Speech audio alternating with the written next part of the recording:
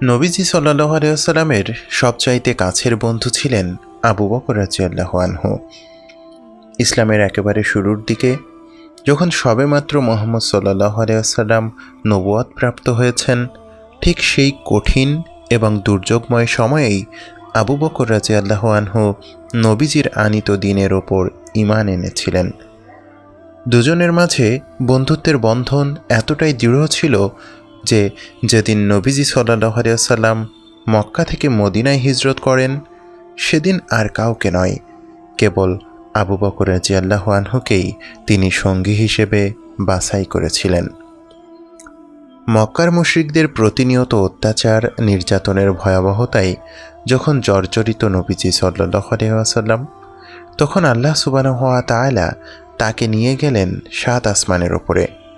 একান্ত আলাপে নবীজির দুঃখ ভারাক্রান্ত হৃদয়কে প্রফুল্ল করতেই এই আয়োজন। এটাকেই আমরা মিরাজ বলে জানি। মিরাজের সেই বিস্ময়কর যাত্রা শেষ করে যখন নবীজি সাল্লাল্লাহু আলাইহি ওয়াসাল্লাম আবার নিজ গৃহে ফিরে এলেন এবং সবাইকে তার সেই বিস্ময়কর ভ্রমণের কথা বলতে লাগলেন, তখন মক্কার মুশরিকরা হাসি ঠাট্টায় মেতে উঠল। বলল, আগেই বলেছি মুহাম্মদের মাথা গেছে। মুশরিকেরা তো বটেই, অনেক মুসলিমও সেদিন দোটানায় পড়ে গিয়েছিল। তারা ঠিক করতে পারছিল না কোনটাকে বিশ্বাস করবে। একদিকে মুহাম্মদ সাল্লাল্লাহু আলাইহি ওয়াসাল্লামের মতন নিপাট সত্যবাদী, নির্লোভ, নিরহংকারী মানুষ, অন্যদিকে আকাশ ভ্রমণের মতন অসম্ভব একটা কাহিনী। তারা না পারছিল মুহাম্মদ সাল্লাল্লাহু আলাইহি ওয়াসাল্লামকে অবিশ্বাস করতে, আবার না পারছিল আকাশ ভ্রমণের আপাত অসম্ভব কাহিনীকে সত্য বলে মেনে নিতে। সেদিন মুশরিকদের একটা দল আবু বকর রাদিয়াল্লাহু আনহুর কাছে এসে বলল, আবু বকর, তোমাদের নবীর ব্যাপারে কোনো কিছু জ্ঞাত হয়েছ? আবু বকর রাদিয়াল্লাহু আনহু তখনও ব্যাপারটা সম্পর্কে জানতেন না। মুশরিকদের এহেন কথাবার্তা যদিও নতুন কোনো ঘটনা নয়, তথাপি তাদের মুখের অবস্থা দেখে মনে হচ্ছে যেন অবিশ্বাস্য কিংবা ভয়ানক কোনো কিছু ঘটে গেছে। তিনি কৌতূহল চেপে রেখে বললেন, না তো, তেমন কিছু তো জানি না, ব্যাপার কি বলো তো? মুশরিকদের একজন বলল, তোমাদের নবী দাবি করছেন তিনি নাকি গতরাতে জিবরিলের সাথে এক জন্তুর পিঠে সওয়ার হয়ে বাইতুল মাকদিস এবং সেখান থেকে সিদরাতুল মুনতাহা হয়ে আল্লাহর সাথে সাক্ষাৎ করেছেন। আশ্চর্যের ব্যাপার হলো, যে ঘটনা অন্য অনেক সাহাবীর মনে নানান প্রশ্নের জন্ম দেয়, যা নিয়ে দোটানায় পড়ে যান আরও অনেকে, সেই একই ব্যাপারে কত সহজ স্বাভাবিক আবু বকর রাদিয়াল্লাহু আনহু। সবটা শুনে সেদিন তিনি বললেন, যদি মুহাম্মদ সাল্লাল্লাহু আলাইহি ওয়াসাল্লাম এমনটা বলে থাকেন, তাহলে এটাই সত্যি এবং এতে এক রত্তিও মিথ্যে নেই। যে ঘটনা অন্যদের ভীষণভাবে ঘাবড়ে তুলেছিল, যা অন্যদের টেনে নিয়ে এসেছে আবু বকর রাদিয়াল্লাহু আনহুর দুয়ার পর্যন্ত, সেই একই প্রশ্নে এমন শান্ত শীতল থাকতে পারাটা আবু বকর রাদিয়াল্লাহু আনহুর চালাকি কিংবা অসততা নয়, এটা ছিল আল্লাহ এবং তার রাসূল সাল্লাল্লাহু আলাইহি ওয়াসাল্লামের প্রতি অগাধ ঈমানের পূর্ণ বহিঃপ্রকাশ। আকাশ সমান ঈমানের এমন পূর্ণ প্রকাশের কারণেই সেদিন নবীজি সাল্লাল্লাহু আলাইহি ওয়াসাল্লাম তাকে সিদ্দিক তথা মহাসত্যবাদী বলে স্বীকৃতি দিয়েছিলেন। তবে এমন দোস্তি যার সাথে, সেই মানুষটার সাথেও একদিন মন খারাপ করেছিলেন নবীজি সাল্লাল্লাহু আলাইহি ওয়াসাল্লাম। যে মানুষটা সারাক্ষণ ছায়ার মতো লেগে থাকতেন নবীজির চারপাশে, একদিন তার একটা কাজে ভীষণ দুঃখ পেয়ে প্রস্থান করেছিলেন নবীজি। এক বিকেলে নবীজি সাল্লাল্লাহু আলাইহি ওয়াসাল্লাম এবং আবু বকর রাদিয়াল্লাহু আনহু কোথাও যাচ্ছিলেন। পথিমধ্যে এক লোক এসে আবু বকর রাদিয়াল্লাহু আনহুকে যা তা বলে গালাগাল করতে লাগলো। সে এক বিশ্রী অবস্থা, কিন্তু লোকটার গালাগালের পাল্টা জবাব হিসেবে আবু বকর রাদিয়াল্লাহু আনহু চুপ করে রইলেন। একটা কথাও তিনি বললেন না। এদিকে লোকটারও থামার কোনো বালাই নেই। মুখে যা আসছে তাই সে উগরে দিচ্ছে। তখনও আবু বকর রাদিয়াল্লাহু আনহু চুপচাপ। আবু বকর রাদিয়াল্লাহু আনহুর পাশে নবীজি সাল্লাল্লাহু আলাইহি ওয়াসাল্লাম, লোকটার খ্যাপা ষাঁড়ের মতন অবস্থা এবং প্রিয়তম সাথী আবু বকর রাদিয়াল্লাহু আনহুর ততোধিক নির্লিপ্ততা দেখে মিটিমিটি হাসছিলেন তিনি। কিন্তু ধৈর্য আর নির্লিপ্ততায় শেষ অবধি টিকে থাকতে পারলেন না আবু বকর রাদিয়াল্লাহু আনহু। ধৈর্যের বাঁধ ভাঙল তার। তিনি আর চুপ থাকতে পারলেন না। প্রতিবাদের ভাষা নিয়ে সরব হয়ে উঠলেন। সেদিন গালির জবাব হিসেবে আবু বকর রাদিয়াল্লাহু আনহু এমন কিছু বলেছিলেন যা নবীজি সাল্লাল্লাহু আলাইহি ওয়াসাল্লামের কাছে কখনোই আশানুরূপ ছিল না। গালি এবং অপমানের জবাবে আবু বকর রাদিয়াল্লাহু আনহুকে এভাবে ক্ষিপ্ত হয়ে উঠতে দেখে নবীজি সাল্লাল্লাহু আলাইহি ওয়াসাল্লামের হাসি হাসি চেহারাটা মুহূর্তেই বিষণ্ণতায় ছেয়ে গেল। পূর্ণিমার আলোময় চাঁদকে হঠাৎ করে মেঘে ঢেকে ফেললে যে দৃশ্য প্রকৃতিতে তৈরি হয়, ঠিক সেরকম। প্রিয় বন্ধুকে অপ্রিয় অবস্থায় দেখতে পাওয়া ভীষণ কষ্টের বটে। ঘটনাস্থলের এমন কদাকার পরিস্থিতি দেখে নবীজি সাল্লাল্লাহু আলাইহি ওয়াসাল্লাম সেখানে আর থাকতে পারলেন না। বিষণ্ণ মনে ভীষণ চুপিসারে উঠে চলে গেলেন সেখান থেকে। নবীজি সাল্লাল্লাহু আলাইহি ওয়াসাল্লামের এমন নিশ্চুপ প্রস্থান যে আবু বকর রাদিয়াল্লাহু আনহুর দৃষ্টিগোচর হয়নি তা নয়। যে উৎফুল্ল মেজাজ আর হাসি খুশি মন নিয়ে নবীজি সাল্লাল্লাহু আলাইহি ওয়াসাল্লাম এসেছিলেন, যাওয়ার বেলায় তা যে উধাও হয়েছিল সেটাও খেয়াল করেছিলেন তিনি। কিন্তু দৌড়ে গিয়ে নবীজি সাল্লাল্লাহু আলাইহি ওয়াসাল্লামের কাছে মন খারাপের কারণ জানতে চাইবেন, পরিস্থিতি এমন ছিল না। এরপর একদিন সুযোগ বুঝে আবু বকর রাদিয়াল্লাহু আনহু নবীজি সাল্লাল্লাহু আলাইহি ওয়াসাল্লামকে বললেন, ইয়া রাসূলুল্লাহ, সেদিন আপনার উপস্থিতিতে একটা লোকের সাথে আমি বাগবিতণ্ডায় জড়িয়েছিলাম। আমার মনে পড়ে বিতর্কের একটা পর্যায়ে আপনি বেশ বিষণ্ণ মন নিয়ে সেখান থেকে উঠে চলে আসেন। দয়া করে আমাকে বলবেন কোন সে কারণ যা আপনার মনকে সেদিন বিষাদগ্রস্ত করেছিল? এমন জিজ্ঞাসার জবাবে নবীজি সাল্লাল্লাহু আলাইহি ওয়াসাল্লাম বললেন, আবু বকর, সেদিন লোকটার অপমান আর গালির বিপরীতে যতক্ষণ তুমি চুপ করেছিলে ততক্ষণ তোমার হয়ে ওই লোকটাকে ফেরেশতারা জবাব দিচ্ছিল, তাকে অভিসম্পাত করছিল। আর যখনই তুমি প্রতিবাদ করে মুখ খুললে সাথে সাথে ফেরেশতাদের দলটা অদৃশ্য হয়ে গেল এবং সেখানে হাজির হলো একটা শয়তান। শয়তানের সাথে এক জায়গায় বসে থাকা আমার পক্ষে সম্ভব ছিল না। নবীজি সাল্লাল্লাহু আলাইহি ওয়াসাল্লাম আর একটা মুহূর্তও সেখানে থাকতে পারলেন না। যে মানুষটা ছায়াসঙ্গীর মতো লেগে থাকেন তার সাথে, তাকে একা রেখেই কিনা প্রস্থান করলেন নবীজি। কিন্তু এহেন প্রস্থানের নেপথ্য কারণ কি? ওই লোকটার অপমান আর অপবাদের বিপরীতে আবু বকর রাদিয়াল্লাহু আনহুর সেদিনকার প্রতিক্রিয়া নবীজি সাল্লাল্লাহু আলাইহি ওয়াসাল্লামের একটুও পছন্দ হয়নি। কেন তিনি সেদিন বিবর্ণ বিষণ্ণ চেহারায় প্রস্থান করেছিলেন, কেন আবু বকর রাদিয়াল্লাহু আনহুকে একলা রেখে চলে এসেছিলেন, তাও ব্যাখ্যা করেছেন। আমাদের চারপাশে এমন অসংখ্য লোক আছে যারা আমাদের ওপর তাদের অশ্রাব্য, অসভ্য আর কুৎসিত মুখের ভাষা নিয়ে চড়াও হয়। তাদের ঘৃণা মিশ্রিত বাক্যবাণে ঝাঁঝরা করে দেয় আমাদের অন্তর।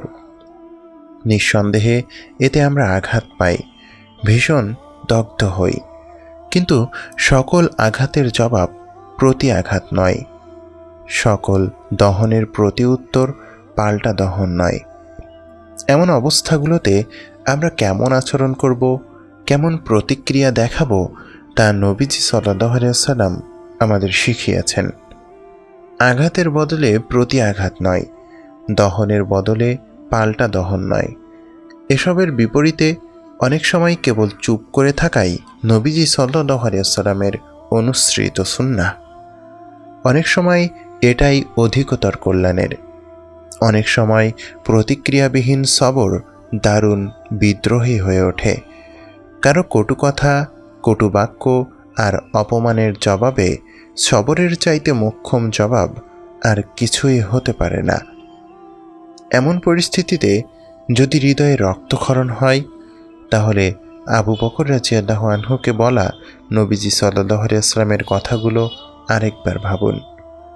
নবীজি বলেছিলেন, লোকটার অপমান আর গালির বিপরীতে যতক্ষণ তুমি চুপ করেছিলে, ততক্ষণ তোমার হয়ে ওই লোকটাকে ফেরেশতারা জবাব দিচ্ছিল।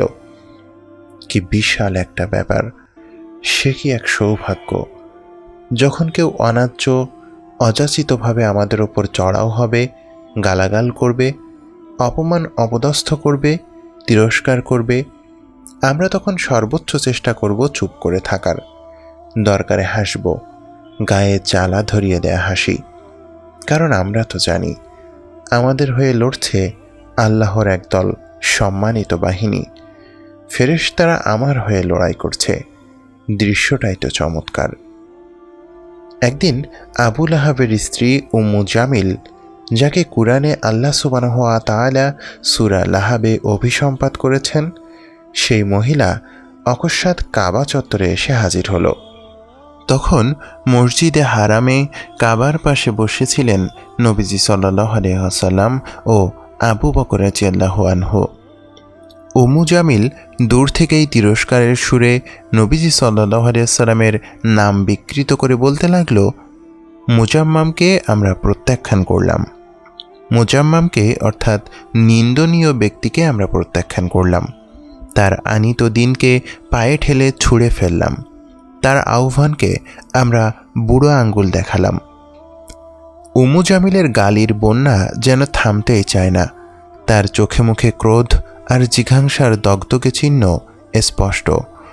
তার এহেন অশ্রাব্য আর কদাচার আচরণ দেখে ব্যথিত হৃদয়ে আবু বকর রাদিয়াল্লাহু আনহু বললেন, হে আল্লাহর রাসূল, আমার আশঙ্কা হয় উম্মু জামিল আপনাকে দেখে ফেলবে। মুসলিমরা তখনও মক্কায় সংখ্যালঘু। তাদেরকে সহ্য করতে হচ্ছে মুশরিকদের অবর্ণনীয় অত্যাচার নির্যাতন। এমন সংকটাপন্ন সময়ে আবু লাহাবের মতন ক্ষমতাশালী নেতার স্ত্রীর বিরুদ্ধাচরণ করবে, তার অন্যায়ের বিরুদ্ধে প্রকাশ্যে প্রতিবাদ করবে, এতটা শক্তিশালী মুসলিমরা তখনও হয়ে ওঠেনি। আবু বকর রাদিয়াল্লাহু আনহুর মর্মযাতনা অনুভব করে নবীজি সাল্লাল্লাহু আলাইহি ওয়াসাল্লাম তাকে সান্ত্বনা দিয়ে বললেন, সে আমাকে কিছুতেই দেখতে পাবে না।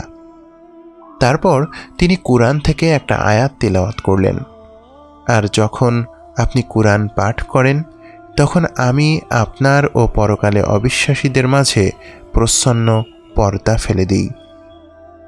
সূরা বানী ইসরাঈল আয়াত ৪৫। আল্লাহর ওয়াদাই সত্যি হলো।